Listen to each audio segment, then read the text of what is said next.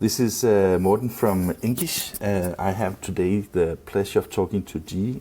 I'm sure he will introduce himself a little bit in just a moment, but I have followed, as many others on LinkedIn, all the great advices that is almost a daily something that you have to see. So G, welcome here on INKISH. Well, thanks very much for the invitation, Morten. I'm very glad to be here. Thank you for the invite. Yeah, you're always welcome. As I said to you before we turned on the camera, the reason why I asked you is because I think that you are, first of all, you express yourself extremely well, and the advices you give to the industry is extremely well, and it also caught my attention because you spoke about, just a couple of weeks ago, you spoke about create content for the sake of content, not for like having a, let's say, a secondary agenda for sales, for example, right? So you have like an altruistic approach to your communication, kind of like make content available, and then people will actually reward you. And so that was one of the reasons why I thought it could be interesting to talk to you. But before we do that, maybe we should dig a little bit into who you are and what you do, because I mean, you do things because you also use LinkedIn to create a profile of yourself. But I take that it's also because you can use that in your business. So tell me a little bit about you and your business. Okay, yeah. So my name is Ranasinha. Today I'm the CEO of a marketing agency called Kexino. We're doing small business marketing, branding, media production, primarily focused on the strategic areas before anything else. We've been going for about 15 years, and in that time we've worked with around 400 startups and small businesses to help them increase their awareness, their reputation, their trust, and most importantly their sales, right? Because sales is the name of the game. You know, if it doesn't move the needle, it's not marketing, it's fluff. Yeah, that's true. So primarily, you know, customer-wise, we work primarily with B2B businesses, generally with at least sort of about 3 million in revenue, up to about sort of 30 million, that sort of size. Startups that we work with are usually externally funded, either from private shareholders, accelerators, VCs, that sort of thing. The company is based in Europe, in northeastern France, in Strasbourg, but we're in a distributed working environment. We've been like this since day one. So 15 years ago, it was quite unusual to adopt this kind of model. So I like to say that we've been working from home from day one. 9 of us are in the US, the rest are in Europe, South Africa, 1 person in Japan, and I have 2 people in Australia as well. Startups and small businesses are 2 distinct client groups for us because of the startups are a very unusual type of organization. They have a very specific goal in mind. If they're externally funded, then they have a very aggressive growth pattern. The people involved usually have an exit in place. They know what they're going to do in 3 to 5 years. Unlike most small businesses who don't know what they're doing in 3 to 5 minutes, let alone 3 to 5 years. And so if you're working on a very accelerated growth pattern, then the type and deliverables of marketing are slightly different, because they're much more aggressive from a sales, maintaining particular sales targets point of view. And we've had, you know, pretty extensive experience working with all sorts of startups, all sorts of areas.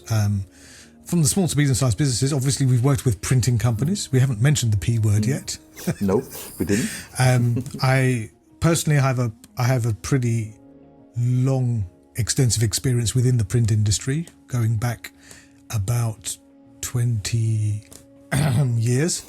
It started from a sales perspective, then moved into marketing, then moved into second-tier marketing, second-tier reseller channel appointment and management. Then I was CMO for a software vendor within the print and publishing space for 7 years. the company's based in Germany. And like I said, 15 years or so ago, I left that company, and that's where we started Kexino. So I just thought I'd mention the printing side of things, because there is a connection. I would have mentioned the P word a little bit later, but I'm sure. But let's before we get to that, a few other questions here. When you see the customer journey, I think that when we talk marketing and communication, it's often about taking something from one place to another place, and how you do that is based on the resources you have, on the, as you say, the strategy. If you work against an exit strategy, you obviously have an end objective that you want to reach. That kind of, let's say, energy with a clear objective, is that something that on a personal level is attractive for you? On a personal level, I mean, on a personal level, my particular interest is around biopsychology, what they call today behavioral economics, which is a grand way of just talking about human psychology, right? The way the human mind reacts to particular stimulus. And I'm very interested in the motivations of buyers and how those motivations are governed by the contextual presentation of information, and how that can change, how whatever we buy, unless we're talking really low down commodity type sales, whatever we buy, we are buying at an emotional level, and that's whether it's B2B or B2C, it doesn't make any difference. And so if that's the case, then it would seem to be pretty obvious that marketers at every level should have a fundamental understanding of human behavior in order to shape the way that they present their marketing information to best resonate with the buyer's mindset at that particular time and at that particular touch point, wherever that may be, right? So from the LinkedIn perspective, of course, I'm trying to make as many people aware of this, and adopt these types of techniques within their daily work as marketers or salespeople or even business owners. But it's a particular passion of mine anyway to understand behavioral psychology, heuristics, cognitive biases, all of these sorts of things, and help best position and message from our client's perspective content that resonates as well as possible to their target audience groups. I like what you said right now, but it's also very broad, because I mean, when you talk about, let's say, the psychologies of buying behaviors and actually the human mind, how it operates. One thing is saying it, another thing is doing it. As I said to you just before we started the recording of this interview here, I'm a little curious, because I have myself participated in obviously many events where I've listened to fantastic speakers that have given so much information and knowledge that I have, when I was sitting there, it was like, okay, when I go home, I need to do these things in my company, because it's that's the right way to do. And then when I get home, my daily life hits me in the face. And sometimes it's not because I don't want to do it. And I'd say I think it's a lot of people actually have this kind of thing. I was just wondering, the conversion from understanding let's say, the psychology of a consumer, whether it's B2B or B2C, and then convert it into an actionable plan. Is that where a customer would use a company like you to help you guide in that direction? Or do you think this is something that everybody just should be able to do by themselves?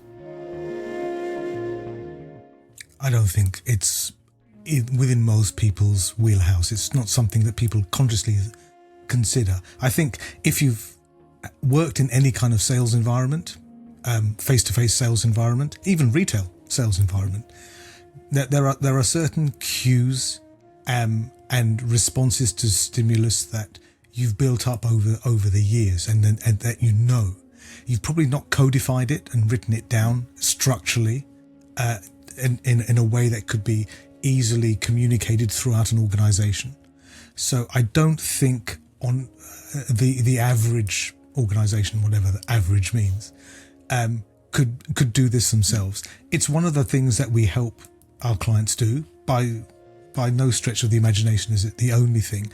The way that we work is primarily to break things down into their smallest components and try to affect gradual, sustainable change. Like you just pointed out, you can go to many conferences, sitting in webinars, and you get inspired with loads of ideas, and then you come back and reality slaps you around the face, and you suddenly get back into the drudgery of the day to day. So it doesn't matter how awe-inspiring that speaker was, if you don't have the bandwidth capacity to action even a small part of it. So what we do is everything starts with an audit, and it's obviously a collateral audit, but it's also a business audit to understand how that business process works, what the sales acquisition process looks like, sales cycle, customer acquisition rates, lifetime value, all of that good stuff, right? The acronym soups that we use and love so much. Of course. And once we've gone through that, then we can sort of make a more reliable, educated guesstimate as to how much available bandwidth there is to affect that change, and to make sure that there's buy-in at all levels within the organization. Because, as I don't need to tell you, if there isn't a 100% genuine buy-in, acceptance of the types of ideas that are being proposed at the very top and senior management, it won't stick. The thing about strategy, and it's a very overused word, misused word in business. I think the most important part of defining strategy is that strategy is what you say no to, not what you say yes to. And this is, I think, one of the fundamental reasons why so few business owners or senior managers want to get involved in a strategic deployment within or across their organizations. Because, we were talking about startups earlier on, right? There is an innate tendency for business owners or senior managers to say yes to anything and everything that comes across their desk, right? A customer request, feature request, pricing model request, all of it. And it's so many of these organizations say, well, the answer is yes. Now what's the question, right? Strategy is more than anything else, I think, is about what you say no to. And that's a hard word to use. And it's a very hard word for management, or certainly founder, CEO level people to use. But unless you can shape and model the company, the organization around what particular customer problem you are solving to the exclusion of anything else, it's very difficult for customers to understand who you are, what you do, and why it should matter to them. To actually, they want to pigeonhole you. They want to put you in a box, right? We all do, right? And firstly, you need to do that for them. You can't let them join the dots up themselves, because probably they won't put you in the same box that you think you should be in, number one. But also, they need to have a clear idea of what that problem is you're solving. And if you're doing this and doing this and doing this and a whole list of different options, it's very difficult for them to frame your value proposition in their mind when in comparison to others, because we all compare products and services and businesses to others. And if you're crossing categories, there isn't a direct competition correlation between you and company X across all the particular dimensions that matter to the customer.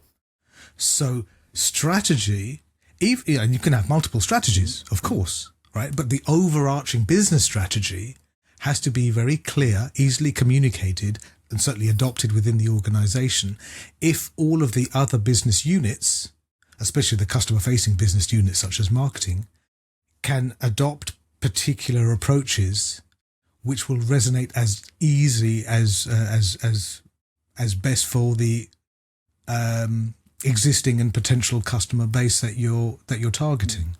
Does that make sense? Yeah, it makes sense, 100%. And that makes me want to go back to a previous, let's say, question. And that was like, when you, for example, have these almost daily presentations on LinkedIn where you give your views and opinions and ideas to people, and I think they're well formulated and I think they're easy to understand. Do you have any idea? Thank you. Most welcome. So, G, do you have any idea about how they convert? I mean, because it's easy to click the like. it's maybe a little bit more difficult to actually, if you like what you hear, and then convert it into something that is becoming, let's say, operational in your business. I don't know exactly whether that is the purpose of what you're doing, but nevertheless, for example, when we spoke about that, then you do, let's say, content on an altruistic agenda.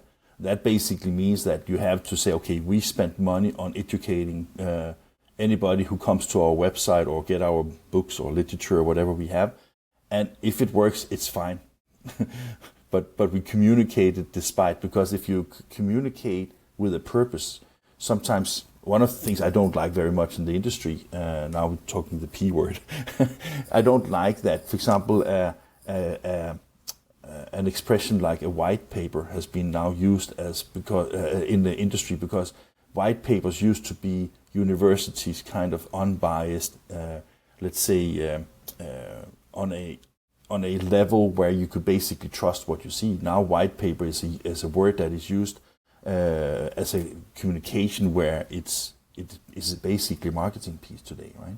And so I'm just trying to understand that the altruistic thing, as one example, you have given a lot of things and ideas that are, I would say, challenging the mindset of current communication, especially in the printing industry. So do you have any idea, is there any resonance in what you say? Is there any conversions? Do you see, let's say, old colleagues in the printing industry trying to adapt into some of the things that you're talking about?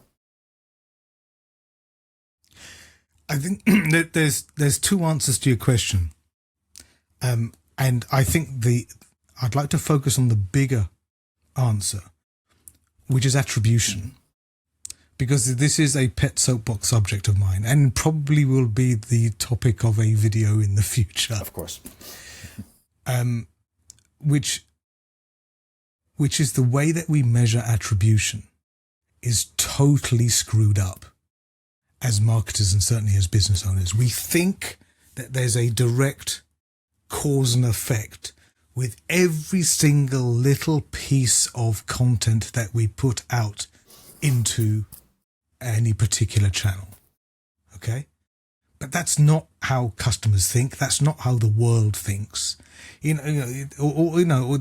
was all of this nonsense about, oh well, there's the customer has to see like 8 touches before they get in touch with you, this and the other. 800. It doesn't matter. The point is to evaluate the efficacy or otherwise of a particular tactic through a particular channel can't be done at such a granular level. Okay? It doesn't work like that. The point is to look at the efficacy of a particular tactic in retrospect in a holistic level. Let me give you an example, right? If I go to the gym and I work out with some dumbbells and I grow my biceps from working out, I can't say that my biceps grew because of that one time I went to the gym on the 27th of March last year, and that was the actual time where I saw a measurable result. It doesn't work like that, does it? No, of course not. The point is to be, number one, where your customers expect you to be, and not where they expect you not to be, right? No channel is free. Even if it doesn't cost you, it costs you in other ways. All right. So that's number one. But secondly, it's a long-term thing. So attribution, if you look at digital attribution tools, for example, all of them are skewed away from the way that you and I consume content today. You look at LinkedIn or even Facebook, Instagram, whatever, okay? They penalize you for putting external links in your content, in your main post thread, right? Because they want the user to stay on their platforms so that they can boost engagement and sell ads at a probably an inflated rate. It's like the zero-click stuff, but it's actually moving forward from that. It's a concept called dark social. I don't know if you're familiar with the term. So it's the sharing of information which isn't measurable or attributable by conventional measurement tools. Yeah, that I understand, and that I know, yes. You see, right, so you see one of my videos on LinkedIn, you like it, and maybe you copy the link put it in your email client and send it to a colleague, right? Now that has spread that content, but there's no measurement tool on the planet that can measure that. That's true. Is there? Oh, that's true. Right? And the issue is today, more and more of the content that we consume is pushed onto us by the platforms themselves.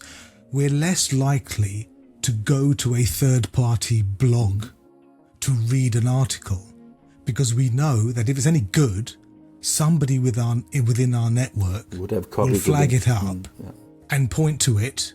Right, exactly. So all of those sorts of things aren't easily attributable, which, calls into question the future of SEO the way it works today. But certainly it also calls into question the efficacy of content measurement across different channels. I can't help think about. You see where I'm coming from? Yeah, 100%. And I can't help think about because you know as well as I do that one of the buzzwords, especially also in the printing industry, is the personalization kind of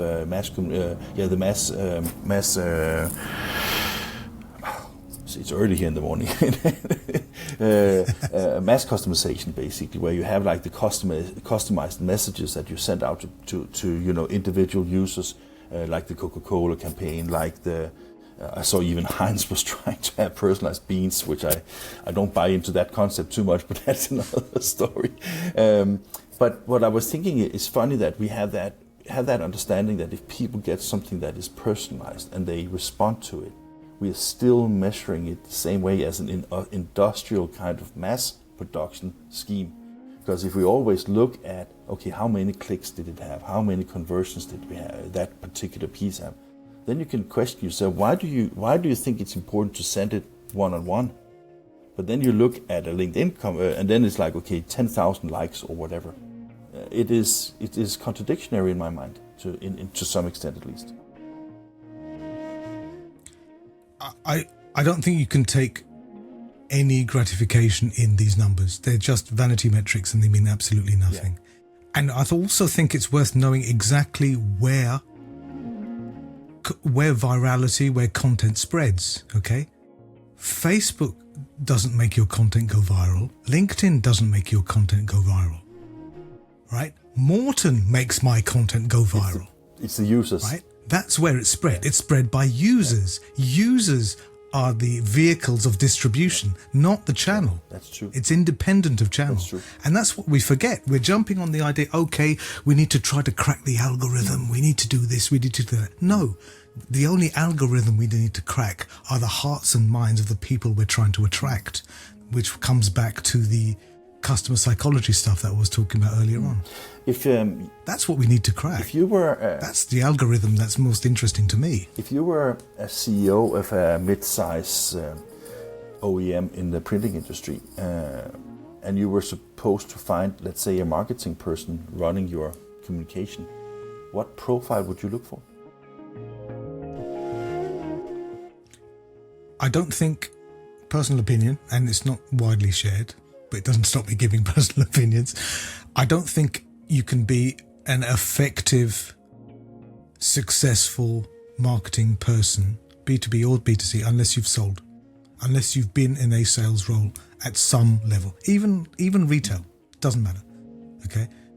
I don't think you can have a marketing role, especially in something as competitive and dynamic as the printing industry, without having experience and or education. And by experience, I don't mean knowing how to put a royalty-free image in a Canva template and pushing it out on TikTok, right? That's not marketing. That's not good enough? Okay. Yet, maybe tomorrow. And yet this is what 90% of the people who call themselves marketers do. They don't do marketing, they do promotion, they do communications. They don't get involved in the 4 Ps, 5 Ps, 10 Ps, however many Ps you want to say there are in marketing. It depends on who you listen to that particular day. And also, I think it's because the business owners don't understand what marketing is either.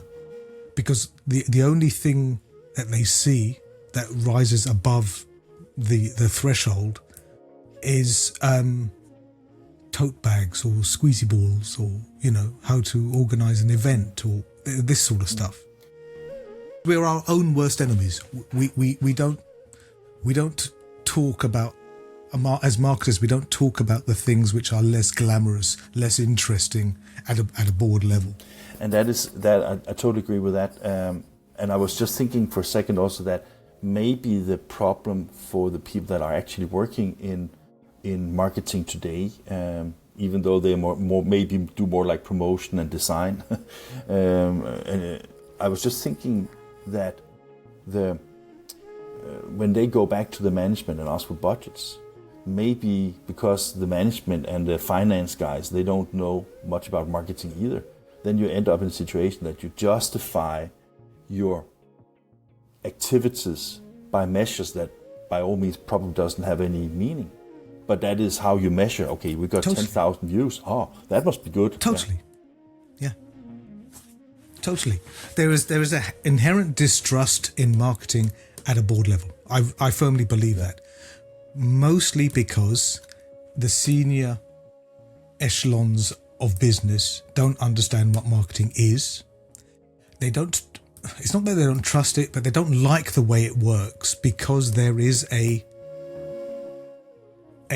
human emotional based component that underlies a lot of what marketing does. And because you can't formulate strict sequential rational logic like you can in manufacturing and engineering or finance, where there's a clear right or wrong answer to any particular problem. Whereas marketing, you know, there may be multiple right answers. There may be multiple ways of getting to the same goal. And that concept scares finance people to death. It scares economists. They don't like that idea. And also, you can change the value of something without changing the product itself. That's true. Just through marketing. Yeah. That's another thing that people coming from an economics type background don't get, and they don't like to get, right? The fact is, as I was talking with a client just yesterday, placebos work, right? We all know placebos work.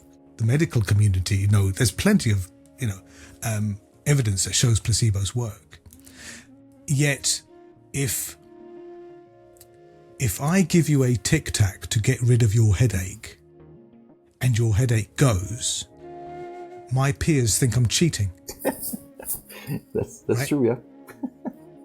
but I've solved the problem, and there's no after effects. There's no costs, direct costs, and there's a solution to that problem. What I'm saying is the value of a product is not just in the process that creates that product. It's, your marketing is the product, and it's as much as the value creation process as buying raw materials or sales or manufacture or R&D. It's as much the singer as the song. On a board level, the issue is, or one of the issues I think, is that marketers don't talk board. We don't talk the language of business, which is the language of finance. And we use scary words in CEO language, in CFO language, when we talk about, resonance and awareness and engagement. And, these aren't economics data that we can measure and base any sort of financial projections upon. So we don't make it easy for us. So just like in any marketing engagement, you have to know your audience and tailor your message to your audience. That's what we need to do when we're reporting to board level and talk in the language of finance. And all of a sudden, things will start getting easier, I think. And we don't talk about all these woo-woo feeling emotional stuff, because that's not what the finance types can base their financial plans on. So what happens here is that when I asked you what type of person that could be a successful marketing person, it is actually a quite diverse role, because you need to have some kind of sales understanding, experience. You probably also have to understand a little bit about how as you see, the C level in your boardrooms communicate and what is valuable for them. So that's quite interesting, and maybe we should get back on, if you have time, we could do that another time, talk a little bit more about one specific thing here, because sure. We are running a little bit on the half hour now, and I want to ask you a few more questions before I leave you for the weekend, and I'm going to work, by the way. No problem. When all these things you say, to me it seems so obvious. I don't say it's obvious to do it, but I think it's so obvious. The logic behind what you say is, in my opinion, the right answers to the questions. Do you think that in the future, when we see marketing and communication in an even more diverse media space, it will simply require successful companies to have, let's say, more and better educated people? It could be like psychologists, it could be salespeople, it could be, all these levels we just spoke about, that the role of the marketing person in the future must change because of this diversity change that we see in media and turnaround time and conversions and things like that, or will the entire metrics change? The role of a marketer within the organization is to bring the voice of the customer to the company, right? In which case, it doesn't matter how fragmented media gets. It doesn't matter whether we're doing audio or video or text or 3D hologramic, whatever. It doesn't matter.